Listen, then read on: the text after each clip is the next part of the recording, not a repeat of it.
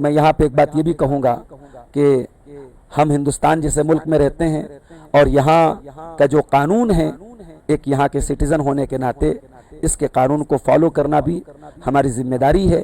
اس لیے جہاں جن جانوروں کی قربانی پر پابندی ہو وہاں آپ ان جانوروں کی قربانی نہ کریں، آپ ایسا کوئی کام نہ کریں کہ قانونی طور پر آپ پریشانیوں میں گرفتار ہوں۔ یہ شریعت بھی آپ سے نہیں چاہتی ہے اور قرآن و سنت بھی آپ سے نہیں۔ دوسرا سوال ہمارے سامنے ہے، قربانی کا صحیح وقت کب سے کب تک ہوتا ہے؟ تو دیکھیے، قربانی کا جو وقت ہے وہ عید الاضحیٰ کے دن یوم النحر سے شروع ہوتا ہے اور عید کی نماز کے بعد شروع ہوتا ہے۔ قربانی آپ عید کی نماز کے پہلے نہیں کر سکتے۔ اگر آپ کریں گے، اللہ کے رسول صلی اللہ علیہ وسلم فرماتے ہیں گوشت آپ کو ملے گا لیکن آپ کو قربانی کا ثواب نہیں ملے گا۔ قربانی کا ثواب تبھی ملے گا جب آپ عید الاضحیٰ کی نماز کے بعد قربانی کریں گے۔ کب تک کر سکتے ہیں؟ تو صحیح سند سے یہ حدیث ثابت ہے، ایام التشریق کلھا ذبح، کہ ایام تشریق سب کے سب قربانی کے دن ہیں۔ اب ایام تشریق کون ہیں؟ 11 ذی الحجہ، 12 ذی الحجہ، 13 ذی الحجہ۔ اس پر ساری امت کا اتفاق ہے کہ ایام تشریق ان 3 دنوں کو کہتے ہیں۔ تو جب اللہ کے رسول صلی اللہ علیہ وسلم سے صحیح سند سے یہ بات ثابت ہے کہ ایام تشریق سب قربانی کے دن ہیں، لہٰذا قربانی کا جو لاسٹ دن ہے وہ 13 ذی الحجہ ہے۔ 13 ذی الحجہ کو سورج غروب ہونے کے پہلے ہم قربانی کر سکتے ہیں۔ قربانی دن میں بھی کر سکتے ہیں، رات میں بھی کر سکتے ہیں، زیادہ بہتر ہے کہ ہم دن میں کریں۔ نبی علیہ الصلوۃ والسلام دن میں کرتے تھے۔ ایک سوال ہے کہ کیا ایک بکرے میں صرف ایک آدمی حصہ لے سکتا ہے؟ ابو ایوب انصاری کی صحیح حدیث ہے کہ اللہ کے رسول کے دور میں صحابہ ایک بکری کی قربانی پورے پریوار کی طرف سے کرتے تھے۔ اس کا مطلب یہ ہوا کہ ایک چھوٹا جانور ایک گھر کی طرف سے کافی ہے۔ اب گھر سے مراد کیا ہے؟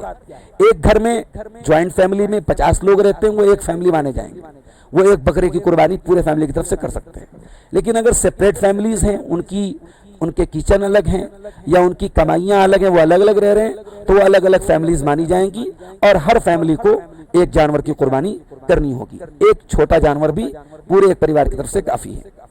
اگلا سوال ہمارے سامنے ہے کہ گائے یا اونٹ میں کتنے لوگ حصہ لے سکتے ہیں؟ صحیح حدیث سے یہ بات ثابت ہے کہ گائے یا اونٹ میں 7 لوگ حصہ لے سکتے ہیں۔ 7 لوگ حصہ لے سکتے ہیں۔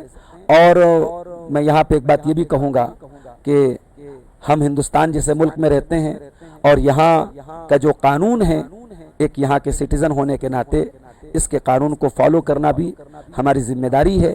اس لیے جہاں جن جانوروں کی قربانی پر پابندی ہو وہاں آپ ان جانوروں کی قربانی نہ کریں، آپ ایسا کوئی کام نہ کریں کہ قانونی طور پر آپ پریشانیوں میں گرفتار ہوں۔